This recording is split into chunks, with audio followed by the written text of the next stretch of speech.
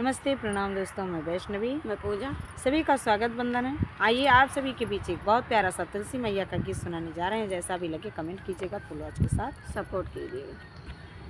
निक लागे तुलसी के साजनवा आंगनवा बीचे, निक लागे तुलसी के साजनवा आंगनवा बीचे, निक लागे तुलसी के साजनवा आंगनवा बीचे। पियरी पीतांबर सोहे पियर जाने उ सोहे, पियर पीतांबर सोहे पियर जाने उ सोहे।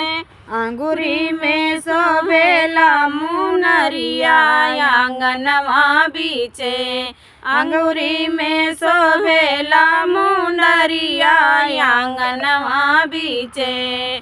नीक लागे तुलसी के साजनवा आंगनवा बीचे, नीक लागे तुलसी के साजनवा आंगनवा बीचे। सब देवी देवता मिले फूल बरसावे, सब देवी देवता मिले फूल बरसावे।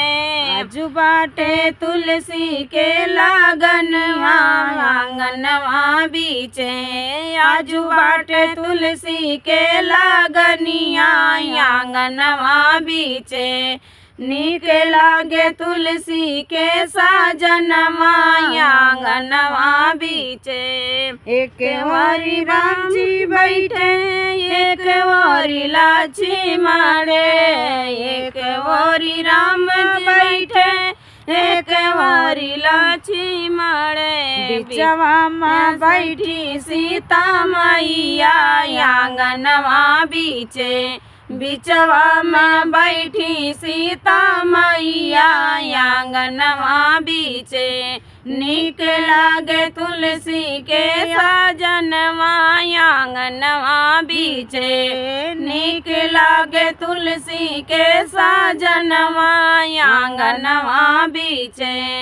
एक और नारायण बलहा, एक और दुल्हनिया तुलसी, एक और नारायण दुल्हा, एक और दुल्हनिया तुलसी। साखी सब गावे लीला गनिया आंगनवा बीचे, साखी सब गावे लीला गनिया आंगनवा बीचे।